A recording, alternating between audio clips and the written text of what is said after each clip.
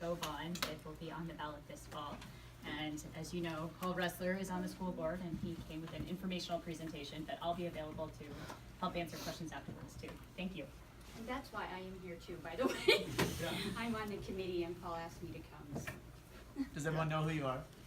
I'm not sure, Mary Bontrager, I was principal at Twain the last 8 years, before Mr. Negus came. All right, well, hello, everybody. This is going to be a pretty interesting presentation because a lot of the pictures we're using here are of Twain. Yeah. And so when we go to the other schools, I'm like, look at how great Twain is. And this is what you should have, but you're already here, so it's going to be like, look at what you have. So, with that, we'll get going.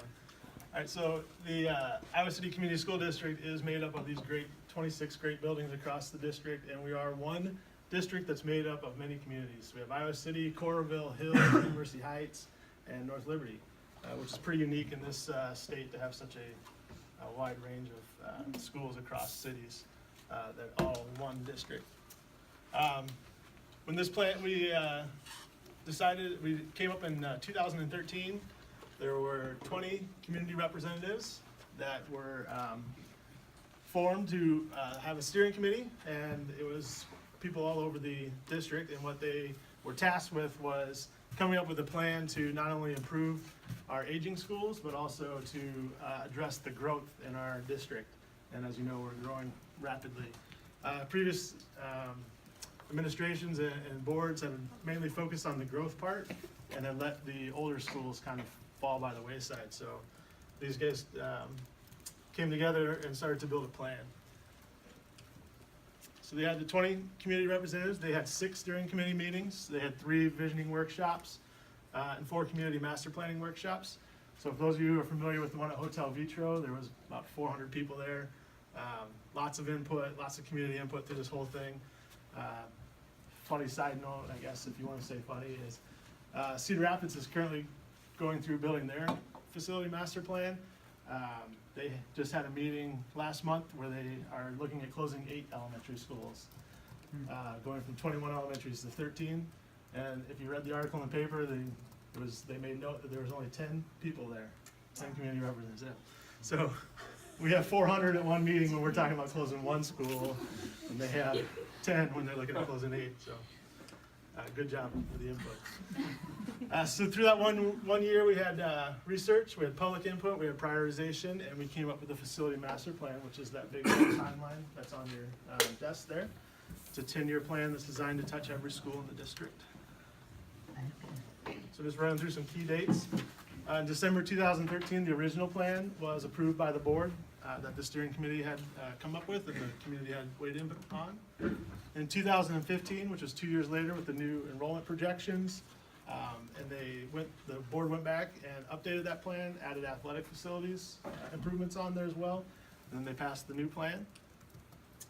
In October this past year, we went back out to the community and had public input sessions as well as thought exchange. So that if you guys participated in the thought exchange, thank you. There was 1,700 unique individuals in this district that participated in thought exchange and presented us back with about 2,500 different ideas or input back on that as well. And then in January, we approved the plan. The board approved the plan that you see on the desk. And then coming up in September is the vote for this bond.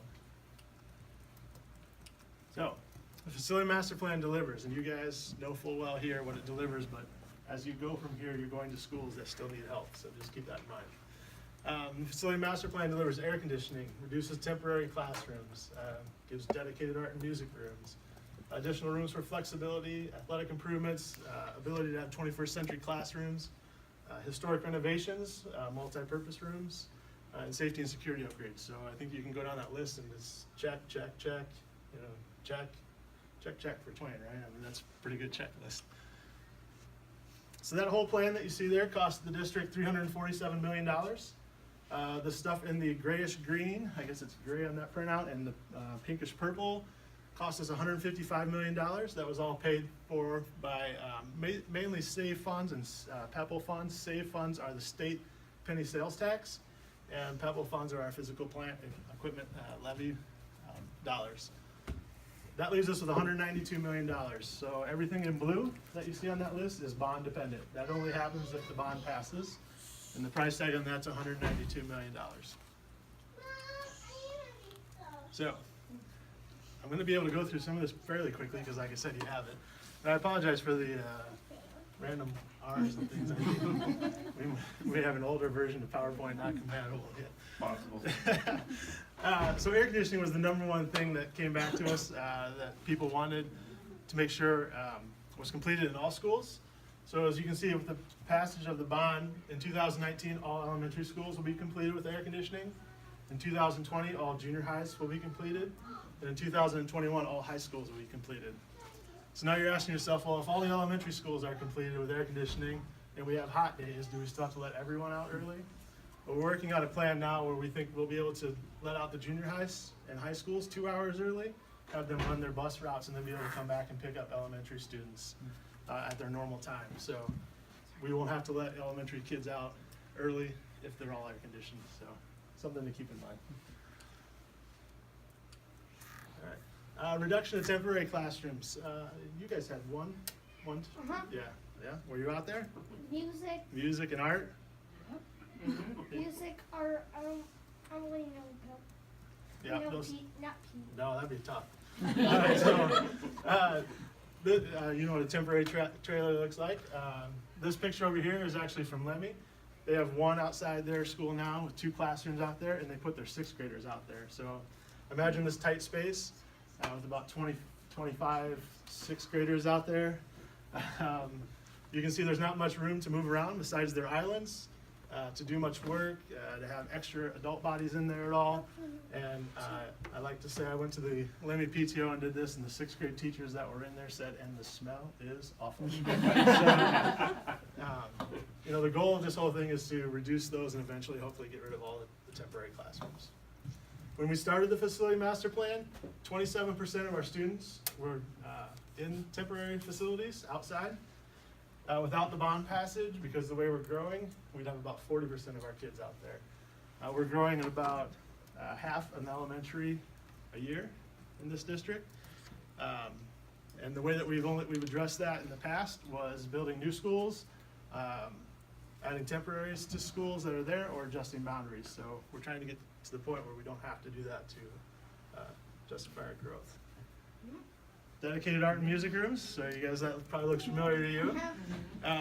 Interesting, they did Twain and Penn first, and then Coralville Central was next. Well, Coralville Central didn't get the dedicated art and music rooms because we didn't have that first year of Twain going through it. And as you guys probably know, you can probably say this has definitely improved the art and music in that space. This is tough when I go out to other places. They don't understand why you're adding more art and music instead of regular classrooms. Well, we are adding regular classrooms. We're just we're making art and music spaces and then changing the old spaces into classrooms. So this has been a little bit tougher sell for us out there, but I think if you guys speak up and say how great it is, that helps. So additional rooms for flexibility. Again, if we have more space, we're able to do more things with pre-K, kindergarten, pre-kindergarten, and as well as space for pull-outs, interventions, things of that nature. This picture here is of Grant Wood. This is one of their rooms where they had just divided it up by bookcases so they can do their small group work. 21st century classrooms. So that's something we would like to have with space. Again, the pictures on the left and the right are from Lucas. And it probably doesn't look like a classroom that you've been in when you were a kid. The teachers that teach in this classroom use action-based learning techniques. So there's a couple different stations that these kids will rotate through throughout the day. I like to also talk about my own daughter's in 4th grade, and at her desk, she likes to move. So sometimes she'll get the pedals that go under the desk. And that's just, you know, being able to have that space to do that. You wouldn't be able to do this in that 6th grade temporary classroom. The picture in the middle is from Southeast. Great thing with technology is we just approved the purchase of Chromebooks for all senior high students next year, and then junior high students the year after that. So every kid will get a Chromebook to use at school and to take home. And kids who don't have access to Wi-Fi at home, we'll also be sending them home with a hotspot that they'll be able to use. So there'll be Wi-Fi at home as well, so kids will be able to work on their computers and on their work at home.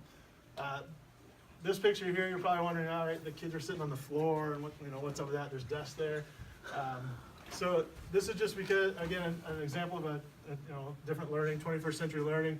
The teacher is going around and helping students individually, but the students are actually more or less teaching themselves or helping themselves. They had written a short story, and then they had to pass their Chromebook to different students and partner up, and they would check spelling and sentence structures and things of that nature. So it was just freedom to be able to move around in your room. All right, so I'm going to touch on the high schools, and I use athletics to tie them all together, but it's kind of important. I'll show you why it's important. Right now at West High, they just are going through their part of their athletic remodel. They got new tennis courts. The old tennis courts had a giant, pretty much giant canyon running through it. It's tough to see in this picture, but if you're actually there, Oh, no, you can see it from here. that looks like a crack, but when you get out there, it was bad. If you know anything about West High tennis, they're pretty darn good. They've had a couple state championships the last few years. The courts that were there were directly behind the school. There were 6 courts there, and the shape that they were in there were teams that were actually refusing to come play us now at West High. They couldn't host home meets. And also with 6 courts, they weren't able to do boys and girls practices together. The new facility that they have has 8 courts now, and it's totally redone. But then you're probably thinking, all right, well, why is West Side getting athletic facilities before they're getting air conditioning? Well, this part that's over here, this is the kitchen and cafeteria area, which is also getting renovated this school year, this summer into the school year. That's going to increase their cafeteria space. Their cafeteria, they are so crowded that there are kids that have gone to West High, and Mary probably knows, have never eaten in the lunchroom. They eat on the floor or in the hallway. There's just no room in there. The kitchen is a production kitchen. It's also pretty small, but the boiler is located in this area. So to get the air conditioning done that they need to do, they have to get to this part first. So it's going through phases. So that's why this is getting done before they can get to the air conditioning. So City High. So athletic improvements at City High, as well as the other improvements there include a larger lunchroom space. If anyone's ever been in the lunchroom there, yeah. This is what the floor looks like in the lunchroom there. It's carpet, for one. Again, it's small. It's a small space, and it's located very far off to the bottom end corner. They're also looking at getting an increased media center space, replacing some of the windows and doors in there, and then also athletic improvements there as well. So, side note story again. When City High was first built in 1939, they went to the community. They had a community vote. Do you want this high school to be downtown, or do you want it to be on the edge of town on top of this hill? They picked the edge of the town on top of the hill because it was the highest point in Iowa City at the time. They wanted the school to be seen, and they knew the town would grow, which it obviously has. The second thing was when they had to decide what to do with their gym. So this is the new gym, 1984 new Yes. gym. The 1939 gym, they voted. Again, they asked the parents in the district if they wanted a swimming pool underneath a retractable floor in the old gym or the bell tower. So I think what went out there again was the bell towers. Probably a smart choice, right? That old gym was replaced, like I said, in 1984 with a newer gym to accommodate the growth. And also, you'll see if you follow board stuff that actually tomorrow on our agenda we're voting on a contract that is going to. The old gym has. The walls that hold up the ceiling are deteriorating to the point where they need to be replaced immediately. So we have to do that because we've let it go so long. But back to this, in 1990s, when I was in high school, we were able to fit all the student population in both sides, and Jeremy knows, on both sides of the gym. You had freshmen, sophomores, seniors, juniors, and you were able to do an all-school assembly in there. Now, because of the growth, you'll see they have not only both sides of the gym, but they're onto the gym floor about halfway. So hopefully nobody's a fire marshal here. Don't show us going to the fire marshal. Also in athletic events in the old gym, we now have the smallest gym in 5A, so we have that distinction for us. But if you've ever been to a West Side game or anything that's a major game, if you don't get there early, you don't get to sit in this gym, you sit in the old gym and watch it on TV. So are they moving down into the Hoover space? That hasn't been decided yet. Okay. I wouldn't imagine that the gym part would, and some other things could go there, but